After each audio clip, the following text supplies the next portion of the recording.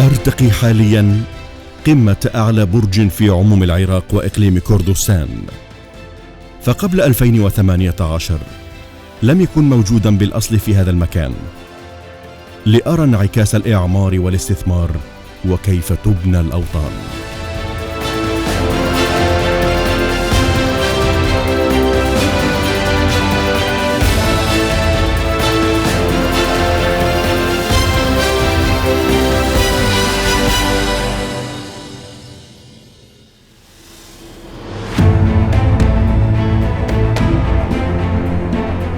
عندما أقول الاستثمار فإن مصداق عمله ينطبق مع ما قامت به الكابينة التاسعة في كردستان وعلى أتم وجه،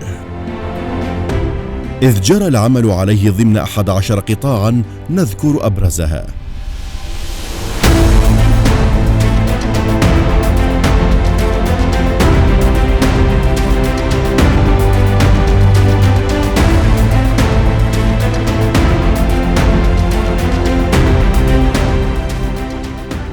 طبعا المشاريع التي تم إعطاء الإجازات الاستثمارية لها ضمن الكابينة التاسعة لحكومة إقليم كردستان بلغت اليوم 430 مشروع استثماري باستثمارات تصل لحد قريبة من 18 إلى 20 مليار دولار أمريكي. طبعا البعض منها أنهيت وأنجزت وفي مرحلة طور الإنتاج الحمد لله، والبعض الآخر من هذه المشاريع ضمن مرحلة الإنشاء، وإن شاء الله ستصل قريبا إلى مرحلة الإنتاج وخدمة المجتمع في إقليم كردستان العراق.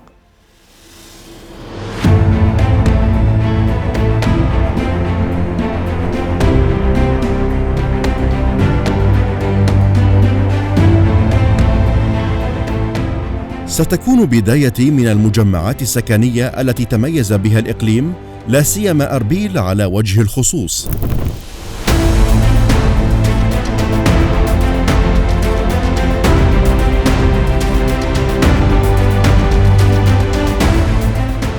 كل سنة تمر على بلاد الشمس تزداد أعداد البنايات العمودية فيها.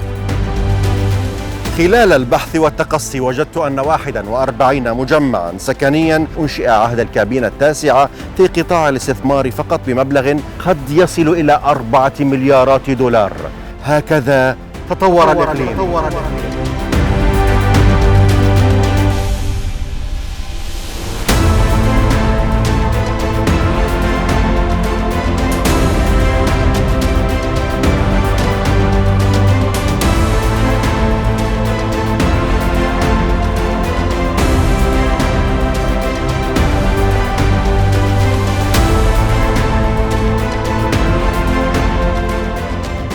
وحصل قطاع المجمعات السكنية على نسبة تقترب من 24% من حجم الاستثمارات العام، ويعود هذا القطاع بالنفع الكبير على حل أزمة السكن وتنشيط قطاع السياحة وتخفيض أسعار الوحدات السكنية. لذلك تعد أربيل واحدة من أرخص محافظات العراق الاتحادي بالنسبة لأسعار العقارات.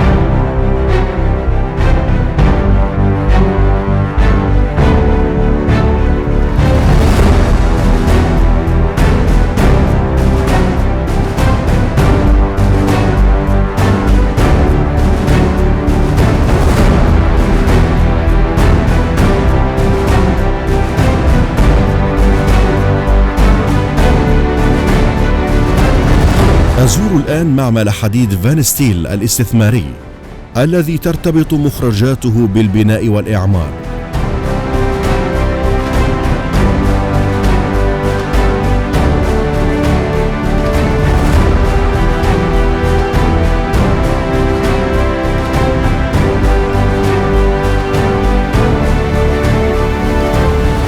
كيف تطور إقليم كردستان في عهد كابينته التاسعة وأصبح يصدر منتجاته؟ الجواب في تسريع حركة الإعمار والاستثمار. أنا الآن مثلا في أكبر مصانع تسليح الحديد أو حديد التسليح في عموم العراق وإقليم كردستان، الذي يصدر أو ينتج 700 ألف طن سنويا من هذا المنتج، وهكذا حال بقية القطاعات. بدل الاستيراد وإخراج الناتج المحلي، يتم تدويره محليا ضمن قطاعات الاستثمار.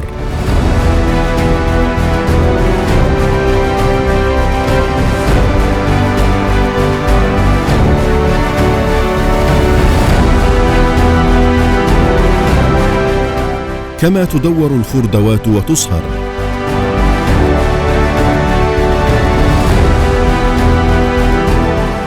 لتنتج حديدا.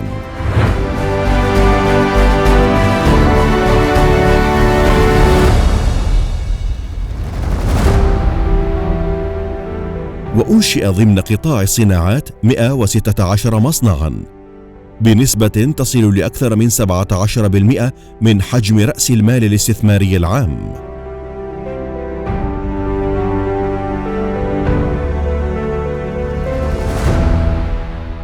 مشاريع كبيرة لإنتاج السمنت، الحديد والصلب، مشاريع الأمن الغذائي التي هي مشاريع كبيرة لدعم القطاع الزراعي الحمد لله أكملت، والعديد من المشاريع السكنية أكملت في ضمن ال5 سنوات السابقة، ومشاريع سياحية أكملت، مشاريع تربوية، مشاريع صحية، يعني في جميع القطاعات الاقتصادية الحمد لله تم إعطاء إجازة استثمارية وأكمل ضمن هذه السنوات الماضية، والآن في طور الإنتاج وطور خدمة المجتمع في إقليم كردستان العراق.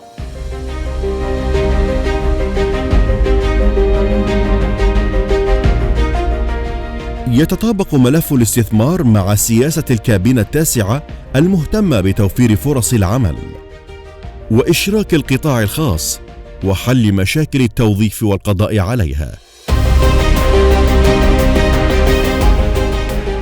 في طريقنا إلى أفضل معمل لإنتاج الألبان في عموم العراق الاتحادي، معمل زوم الذي يقع بالقرب من قرية جاجوك وعلى سفح جبلها في قضاء ميرغاسور بارتفاع يصل إلى 1155 مترا عن مستوى سطح البحر. من خلال بحثه وجدت أن الكابينة التاسعة من خلال قطاعات الاستثمار قد وظفت 130 ألف شخص، يشكل شباب 80% منهم.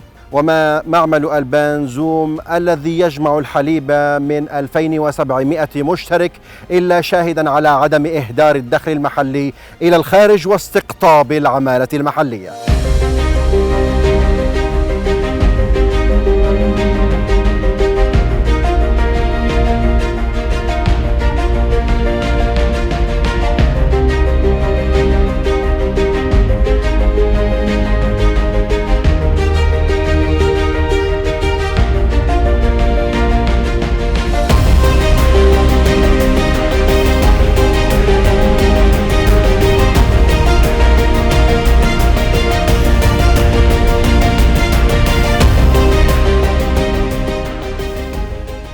الذي أنجزت في الكابينة التاسعة هي مشاريع القطاع الخاص، وتم توفير فرص العمل لهذا الإقليم بحدود أكثر من 130 ألف فرصة عمل خارج دوائر حكومة إقليم كردستان، وهي نسب الحمد لله نسب عالية.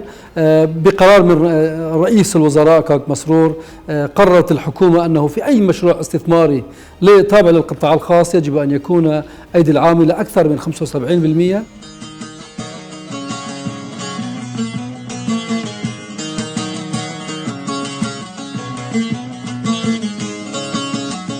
إلى زاخو الذي أعده أجمل قضاء على الإطلاق.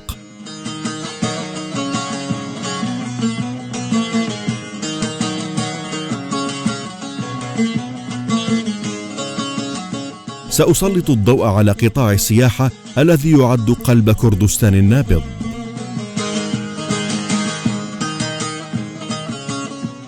إذ أنشئ ضمن هذا القطاع 56 مشروعا في عموم محافظات إقليم كردستان، برأس مال استثماري يصل إلى 7.5 مليار دولار. عملت هذه الكابينة على رعاية قطاع السياحة الذي حظي بأقل من نصف الاستثمارات الممنوحة لجميع القطاعات.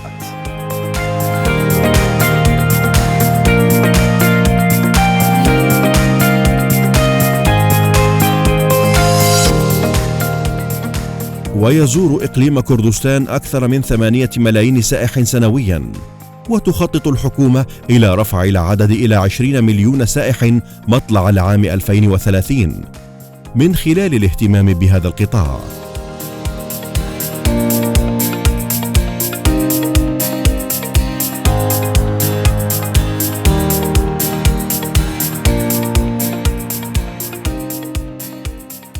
قيام شركات من خلال حكومة إقليم كردستان، قيام شركات أجنبية ببناء ماستر بلانات وخرائط لبعض المناطق الجبلية في إقليم كردستان، بحيث أنه راح تكون منتجعات سياحية بمواصفات عالمية ودولية إن شاء الله في المستقبل، بحيث أنه إن شاء الله بعد 5 سنوات من الآن الواحد من يجي إلى إقليم كردستان راح يشوف شيء مختلف جدا في المدن، حوالي المدن، قريب من المدن الكبيرة. إن شاء الله راح تنشأ مشاريع سياحية ضخمة.